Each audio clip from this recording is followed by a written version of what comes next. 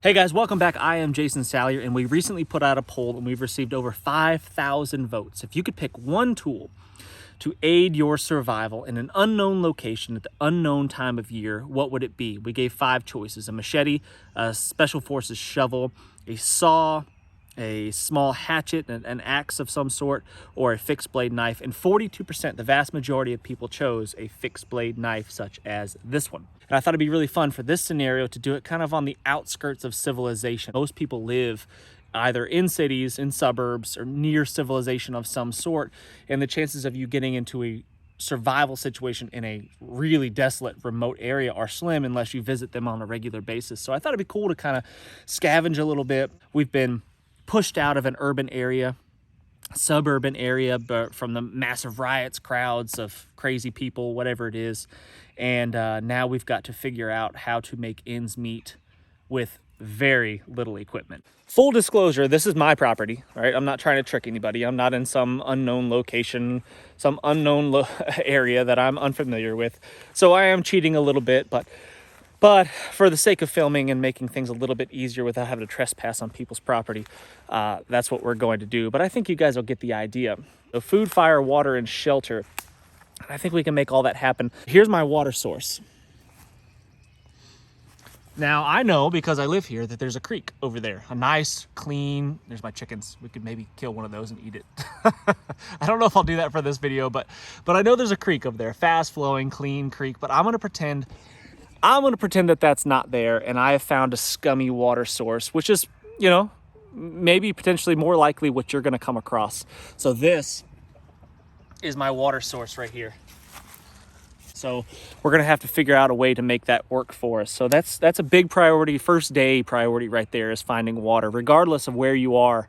I don't think it's going to rain. So if we look up, we can make a judgment call, and we can decide if we think the weather is coming in, and we can decide how big of a priority some sort of actual shelter is to keep us protected from the rain, precipitation, snow, whatever it may be. Or we could rely upon maybe fire to keep us warm, because tonight it's going to be in the 40s. Because I don't think it's going to rain, and I think I can scavenge some materials pretty quickly to get myself, if it should rain, to get me out of that. I think what I'm going to do is I'm going to try to focus on getting a fire going. We need to find some sort of tinder. Now, this is a fantastic tinder growing on this vine right here, attached to this tree. Kidding. Of course, this is poison ivy. Don't try to harvest that for tinder. Now, guys, let's not get all bent out of shape about the scenario, right? The scenario is whatever I make it. I'm making up these rules as I go. So don't get all bent out of shape and start saying things like, well, actually, in that scenario, it'd be, you know, counterproductive to blah, blah, blah, whatever. You know, the scenario is what I'm making it as I go. So let's not get too worked up about it. If you start, here's a tip. If you start a comment with actually, I'm not even going to read it. So don't, if it says actually in the first word or even first sentence, I will not read the rest of it, just so you're aware. I think my best bet for getting a fire going with no tools other than my knife is going to be a friction fire. And I'm going to try to go for a bow drill fire. So I just need to find a dead standing white pine. Guys, if you haven't already hit that thumbs up, please do. I'd be really grateful if you just take a second to click that thumbs up. And if you want to, if you got the time, leave a comment. Tell me what you think about survival challenges like this. If you enjoy watching them. If you want to see more like it. If you want to see me use all of the tools that were suggested, the saw, the shovel, the machete. If you want to see a different scenario using each of those tools, I think that'd be kind of cool. Let me know in the comments if you'd like to see me suffer a bit. So here is an area of white pines. Super easy to find, really easy to identify tree. The needles will almost always come in a cluster of 5, like this.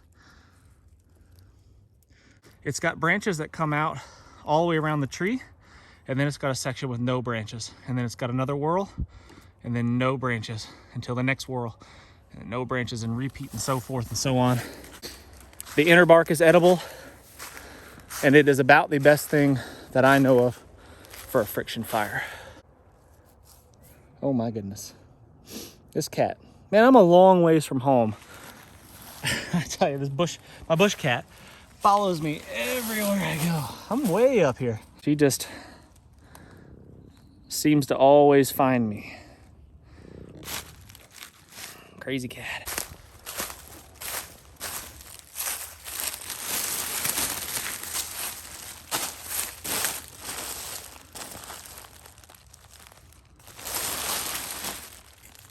It's a ghost balloon. And on the outskirts of civilizations, you're gonna find all kinds of garbage. Some useful, some not useful. In this case, I'm gonna take that balloon. Maybe I can do something with it. This one looks promising.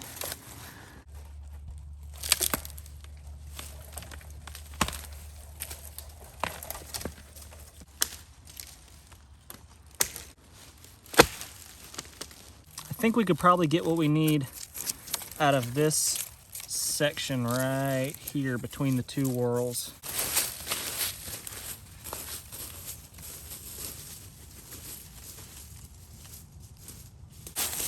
One of the more difficult parts of a bow drill set to find is going to be your bearing block, the handhold part.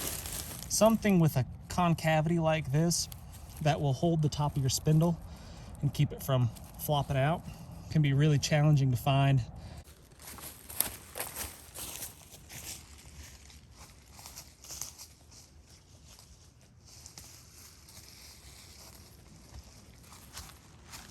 This log here will make a nice bench to sit on. Maybe I can use it as part of my shelter. Cordage is going to be one of the things that's really difficult to fabricate in the wild. Yes, you can make cordage out of different inner barks of trees and things like that. I've seen it done with willow bark. I've had marginal success with tulip poplar bark. It's really difficult to make it strong enough to get the job done. I think my best bet for cordage is going to be clothing. So let's just get to it. I think I'm going to try to use this here. I'm going to use this part of my t-shirt right here where it's already doubled and stitched. I'm going to try to cut that off.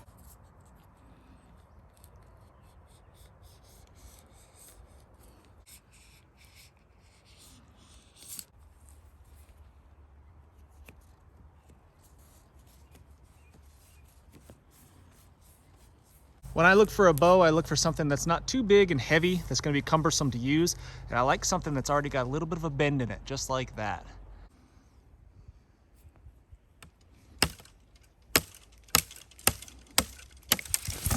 Just cut our limbs off. I also like to leave a little fork in the end like that. It makes it easier to attach your cordage to.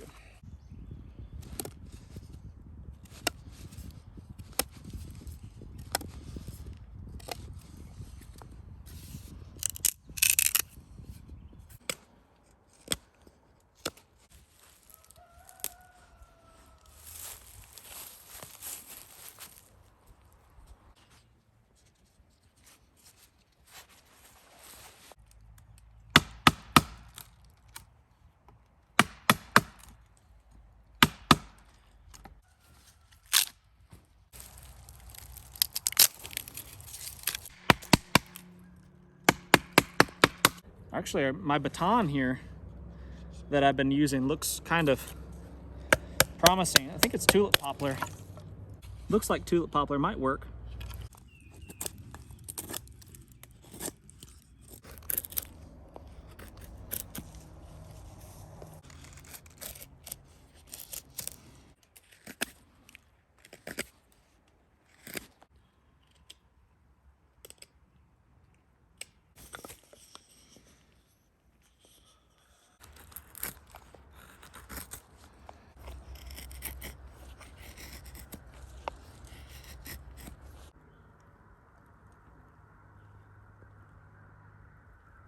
All that's left to do is find some tinder.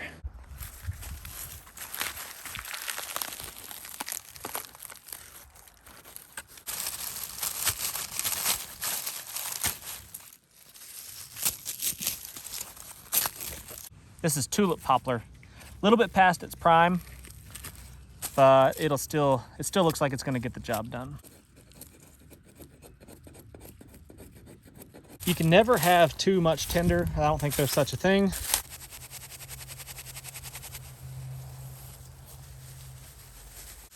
See those fine hairs? That's what I want. I want to get it broken down even smaller than that if possible. I'm gonna set it up here in the sunshine.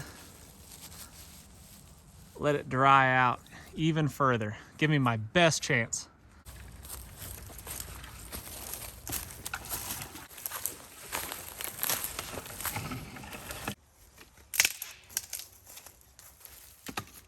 Here's my tinder, ready to go, drying out in the wind and the sun.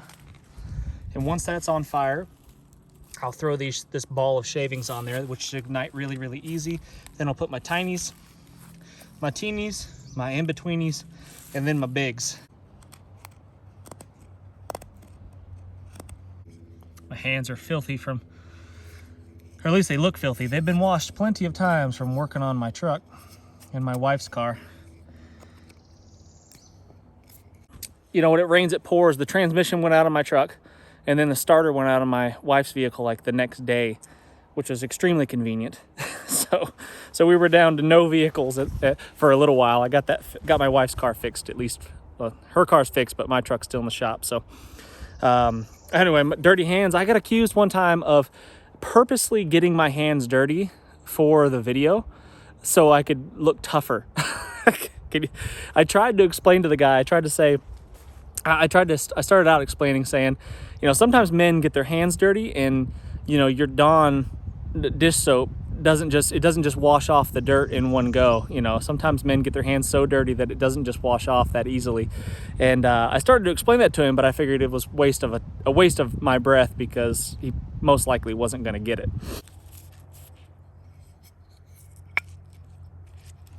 This log is a little damp, so I'm going to try to keep my set off of here. I'm going to use the knife as kind of a base, and that might be what I collect my coal on as well.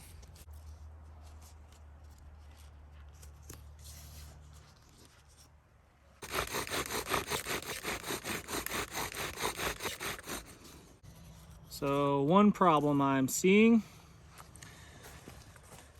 this rock is rough and it's shaving down my spindle on the top, which isn't a deal breaker, but I may have to look for something better.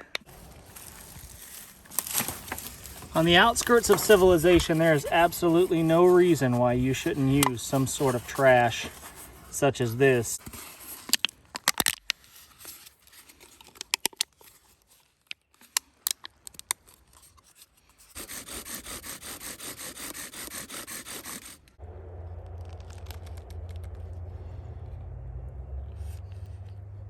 If you take the bottom of your notch and you carve out, chamfer the edge just a little bit, it kind of makes like a volcano shape. And then your coal, your ember that you're creating with the dust, small little tiny shavings from the spinning friction process, it creates a volcano type shape and makes it more stable, and it's less likely to fall over on you. Something kind of like that.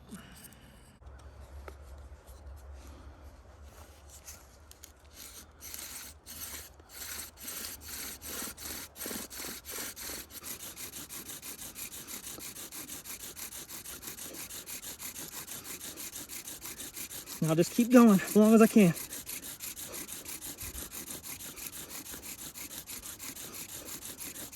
And I'll stop when I get too tired. And we'll see if we've created an ember. So good color. Started to turn black right there on our coal. See right there, started to turn black, but not quite enough. So I'm gonna rest and then make another go at it.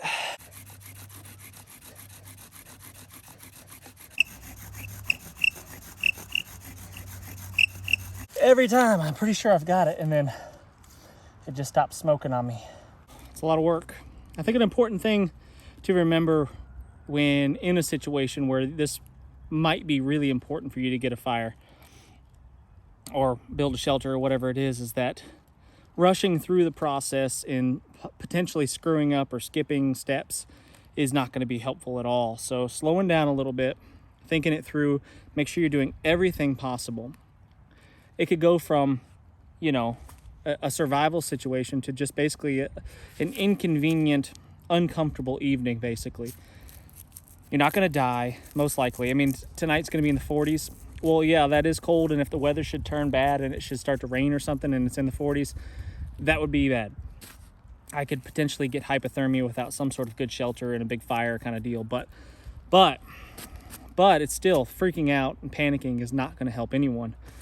Slow down, take all the necessary steps to accomplish the goal, fire, shelter, water, whatever it is, and make sure you get it right the first time.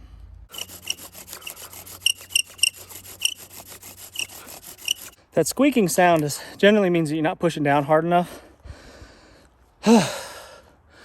Pushing down hard on it, but then the string starts to slip a little bit. So just fine-tune adjustments like that make a big difference. It's nice having an emotional support animal in a survival situation.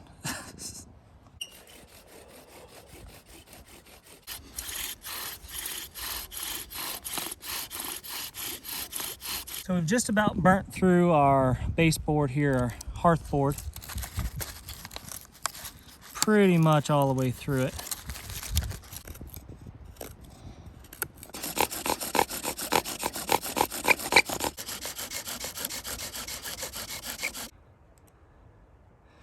Just maybe, still smoking.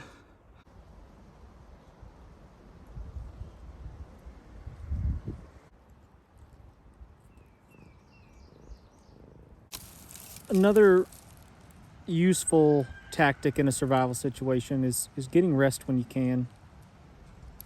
It's nice when you got a friend to snuggle with, but even if you didn't, let's say you spent a miserable cold night and I couldn't get this fire going. Let's say I gave up and it just wasn't going to happen. I spent a miserable night, wide awake, shivering all night long, doing jumping jacks and push-ups to stay warm. Sun comes up next morning. Use that sunshine to get a little rest. You might need it for the next day, for the next night that you spend shivering again. Nap time's over. Let's get back to work.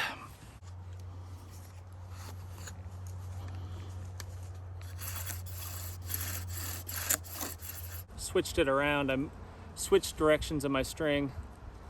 I'm going to spin it the other direction too, in hopes that I could get a few more pulls out of it.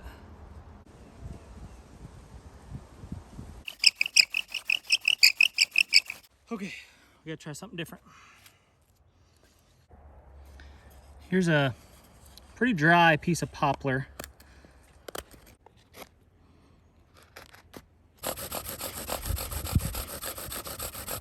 Still smoking.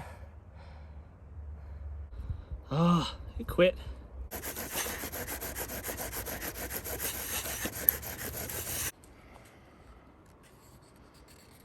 Might be a little bit too much moisture in my wood.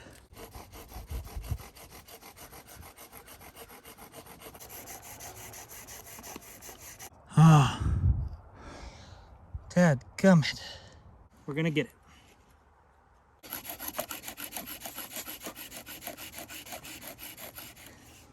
It's still smoking. Come on. Come on, little ember. Keep smoking. Oh my gosh. I don't know how many attempts that was, but it was a lot. But this ember, as long as I don't screw this up, is still smoking. Oh my gosh. That had to be like 20. Felt like 50. But I'm gonna pace myself here. I'm not gonna get in a rush. So I'm gonna let that coalify a bit more, get solid. Just praying my tinder is dry enough by now, because I don't know if I've got another ember in me. What I usually try to do is I tip my bird's nest sideways like that, and then I'll dump my coal gently on it without knocking it to pieces, like that. I'll bring it over to where I'm going to start my fire. I got my littles ready. Just gonna park that right there for a second. Got my ball of shavings ready to go.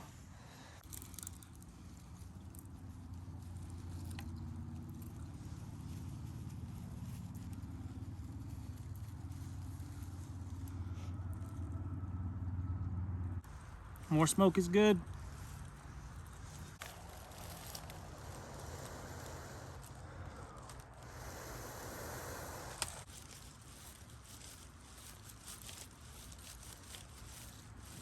Yes.